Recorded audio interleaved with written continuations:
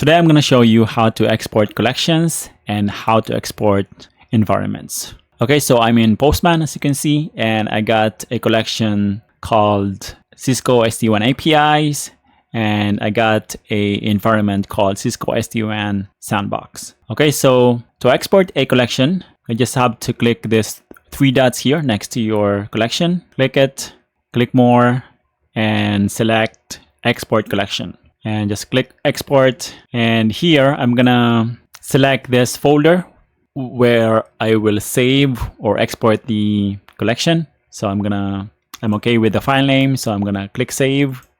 So that's how to export a collection. And to export a environment, you just have to click the three dots next to your environment. So three dots and select Export. And actually, but before I do that, let me show you this. Because right now, we can see that all of these values are being shared. So if I, actually, let me just unshare all of them. So create a shared value and make it accessible to teammates. So I tested this earlier, and when I didn't select share for all of these, when I exported this collection and check the JSON file, I didn't see the values. So if you want to export the values also, you have to click share for all of these values. So the base URL, the username, and the password. So I'm gonna click yes. I'm gonna click share for all of them. Okay, and now I can go ahead and export it. Save.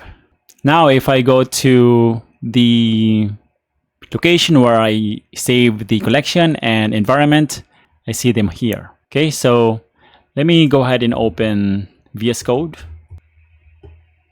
And yeah, so here, this is the collection and this is the environment. So we can see that the base URL is here. The value of the key base URL is here. The value of the username is here. The value of the key, the password key is here. The reason is I shared all of these values, right? As you can see here, indicated by this cloud icon. Okay, so that's how to export a collection and environment. Okay, so hopefully you found this video useful. If you did, please consider subscribing, and I'll see you in the next one. Bye for now.